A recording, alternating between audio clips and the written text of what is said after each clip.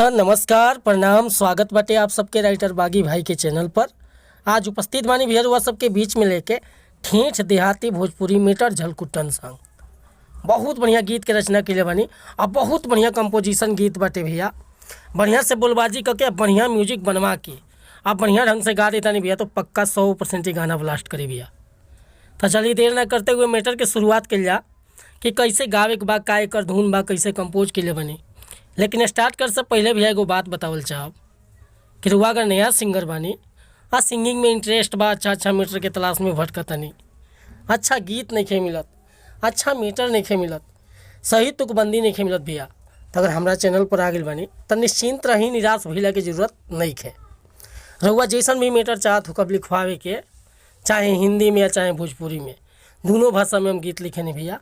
और हर तरह के मीटर लिखेनी, सैड सॉन्ग, लव सॉन्ग, रंगदारी सॉन्ग, चाहे ऑर्केस्ट्रा सॉन्ग, चाहे झलकुट्टन सॉन्ग, कोनो प्रकार के मीटर लिखवाओ के बाद सीजनली गीत हर तरह के मीटर मिली भैया। बिल्कुल उचित चार्ज लेनी, लेकिन काम मन पसंद के कके देनी।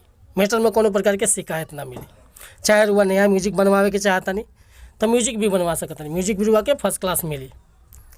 तो चलिए मैटर के शुरुआत कर लिया कि कैसे गावे के बाद। हाँ, एगो बात और कहल चाहब कि चैनल पर रुआ नया बानी तो चैनल के सब्सक्राइब कर ली, बेल आइकन प्रेस कर ली, ताकि हर रोज़ रुआ के नया नया मीटर सुने के, देखे के और गावे के मिलत रही भैया।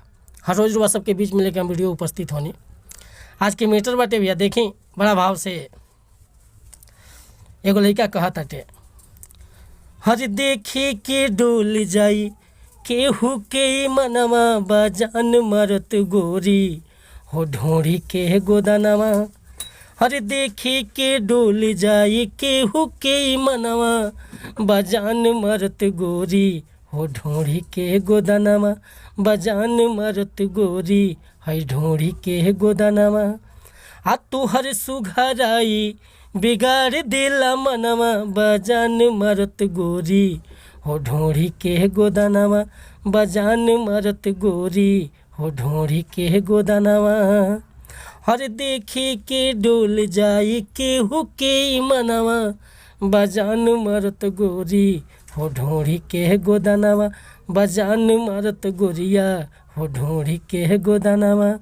तोहर सुघराई बिगाड़ दिला मनवा बजान मरत गोरी हो ढोड़ी के गोदानवा, बजान मरत गोरी है ढोड़ी के गोदानवा। तब भैया ये मुखड़ा लेकर हुआ सबके बीच में उपस्थित रहनी है। अगर ये मुखड़ा पसंद बा, फुल गीत लिखवावे के चाहता नहीं तो बेहिचक हमारा व्हाट्सअप नंबर पर संपर्क कर सकता नहीं। हमारे व्हाट्सअप के नंबर बाटे 8874473128। तो कोनो प्रकार के मीटर लिखवावे खतरा, चाहे नया म्यूजिक बनवावे खतरा, संपर्क कर सकीले भैया।